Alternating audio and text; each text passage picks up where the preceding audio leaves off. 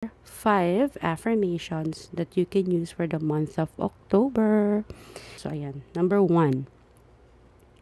I trust the journey I'm on and believe everything is unfolding perfectly. Ibig sabihin po nito is, you should trust the process ng buhay.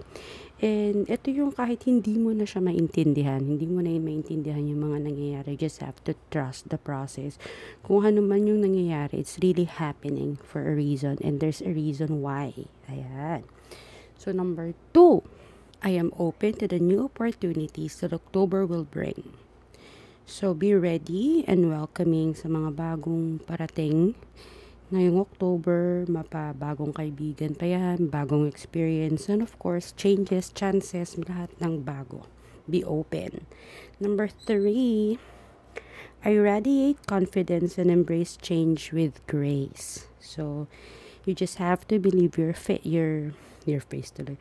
You have to believe in yourself and of course face challenges with a positive attitude, knowing that you can handle whatever comes.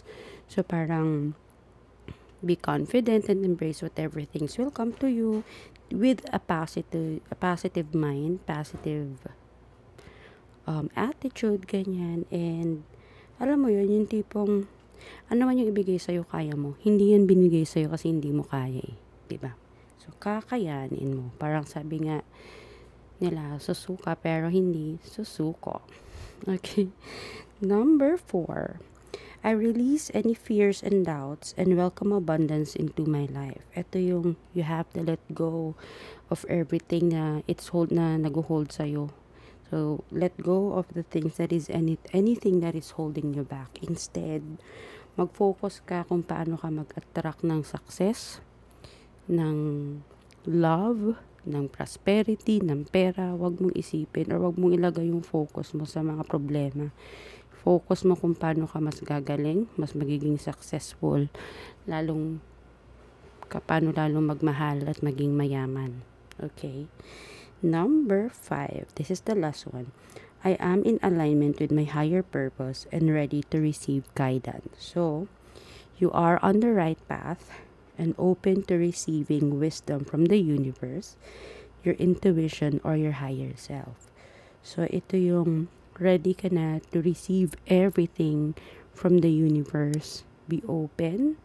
And babalik tayo sa number 1 is kahit hindi mo na maintindihan, kahit ang gulo-gulo na, just trust the process. Okay? So, yan ang ating 5 affirmations for the month of October. And I hope kahit papaano ay diba, may nakuha kayo dun sa 5. Kahit isa lang doon, i-ano nyo ngayong October. And sa mga gusto ng tarot reading nila, just stay tuned. And of course, thank you so much sa mga nag-subscribe. And sa mga balak mag-subscribe, ayan siya. And sa mga nag-follow sa social media pages ko, thank you so much. So, let's go to our tarot reading.